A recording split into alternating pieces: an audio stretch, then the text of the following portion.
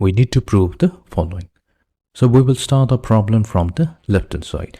So here we have sine of A multiplied to sine of 60 degree minus A times sine of 60 degree plus A.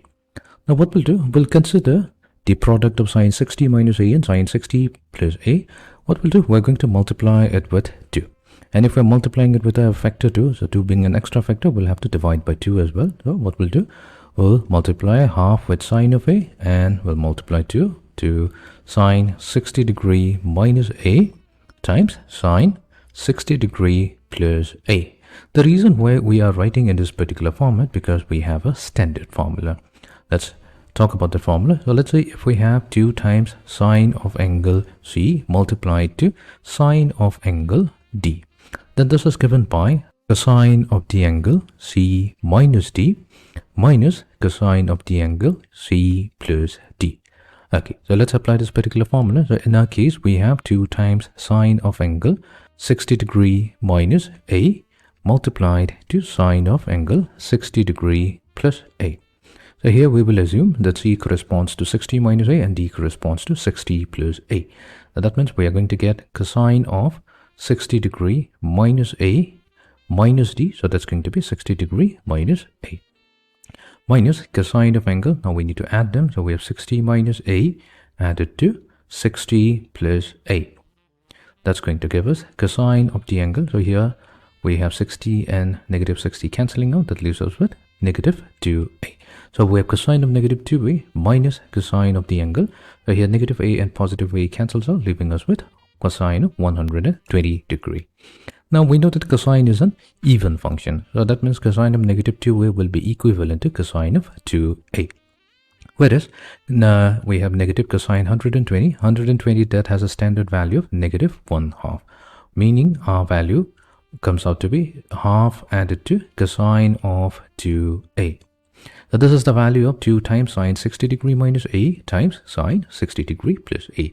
So let's replace this value. So we have half of sine A multiplied to this particular 2 terms. So we have half sine A. So this is still the left hand side. This will be half sine of A multiplied to half plus cosine of 2A. Fine. So let's distribute half sine A with the 2 terms in the parentheses. We get 1/4 of sine A plus 1/2 of sine of angle A times cosine of angle 2A. Now what we'll do, we'll keep the first term as it is. We're going to work with the second term. So we have 1/4 of sine of angle A. Now what we'll do, we're going to multiply and divide by 2 such that we get 1/4 of 2 times sine of angle A times cosine of angle 2A.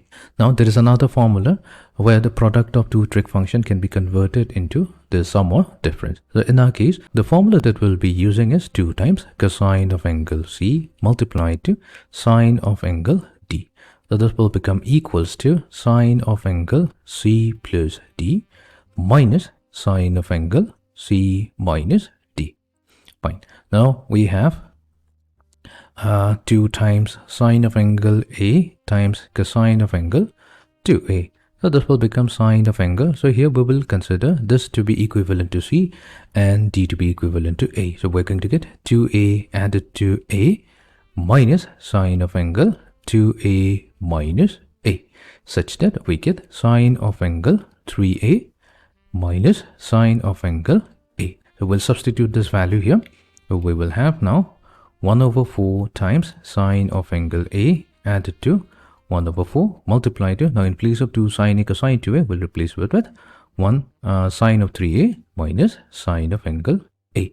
So let's further simplify, and that's going to give us 1/4 of sine of angle A plus 1/4 of sine of angle 3A minus 1/4 of sine of angle A.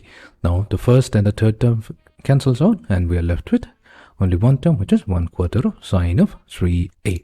Now this is the expression on the right hand side. Now therefore we have successfully showed that if we have sine of angle A, this is multiplied to sine of angle 60 degree minus A times sine of 60 degree plus A. So that will be equals to 1/4 of sine of angle 3a. And this is a very standard result, and sometimes we can directly use this value. Okay, let's talk about an alternate method to find out the to prove this particular trigonometric identity. Okay, so what we'll do here, we'll again start from the left hand side. So here we have left hand side given by sine of angle A multiplied to sine of angle 60 degree minus A multiplied to sine of 60 degree plus A. Again, we'll consider the product of sine 60 minus A times sine 60 plus A. We have a standard formula. But whenever we have sine of A minus B multiplied to sine of angle A plus B, now there's a standard form that's given by sine squared A minus sine squared B. Now in our case, we have sine 60 degree minus A and multiplied to sine 60 degree plus A. So if we compare this with this formula, then A corresponds to 60 degree and here B corresponds to A, which means on the right hand side, we should get sine squared 60 degree minus sine squared A. Now sine 60 degree, that's square root of 3 over 2. So we have square root of 3 over 2 whole square minus sine squared A. Now this will be equals to 3 over 4 minus sine squared A. Now we can replace this value in the left hand side. So we have sine of angle A. This will get now multiplied to 3/4 minus sine squared A. Okay, so let's further simplify. Now we have 3/4 of sine of angle A minus, now sine A times sine squared A will become sine cubed A. Now we do have a standard formula for sine cubed A. Now let's talk about it. Let's say if we have sine of angle 3a. So that's given by 3 times sine of angle A minus 4 times sine cubed A.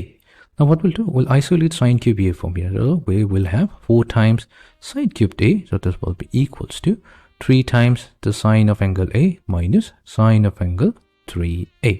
So if we want sine cubed A, so sine cubed A will be equals to 3/4 of sine A minus 1/4 of sine 3a. So now we can substitute this value back into our equation. So we get negative of 3/4 of sine A added to 1/4 of sine 3a. We can now cancel out the first and the second term, leaving us with 1/4 of sine 3a. So therefore, we have successfully showed that sine of A times sine 60 degree minus A times sine of 60 degree plus A, that's given by 1/4 of sine 3a.